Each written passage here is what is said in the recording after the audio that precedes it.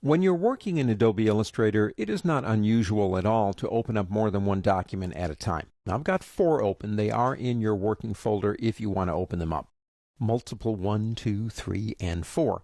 Now, the thing I love about working with Illustrator, or actually Adobe products, InDesign, Photoshop, whatever, is that when you open multiple documents, by default, they will open up, you'll see the whole image, and they open up in tabs right up here. You open up another image, you just click on the tab, and boom, you've got it. So you have control over all of those images.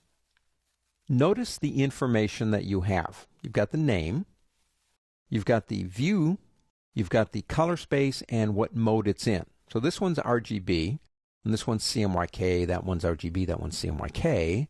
So we can see that and make a decision maybe to open it based on that information. Now let me do this. Let me go File, New a couple of times. I'm just going to click OK. That's all. File, New. It will put them by default at the end of the train here. But notice what's happening to my tabs. It's trying its best to keep them all together.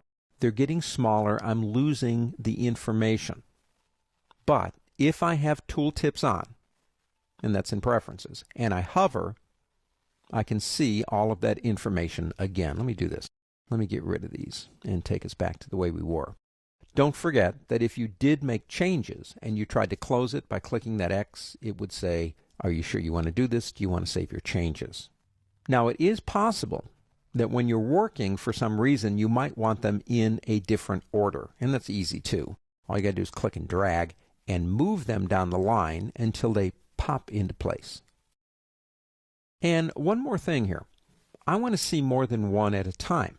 Now, the easiest way to do that is to click this button right here, and that's Arrange Documents. If I click it, I get different ways to view them.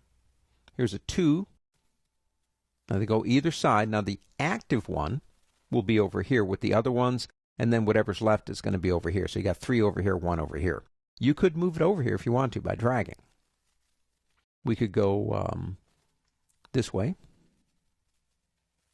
They give you a whole bunch of different ways to view these.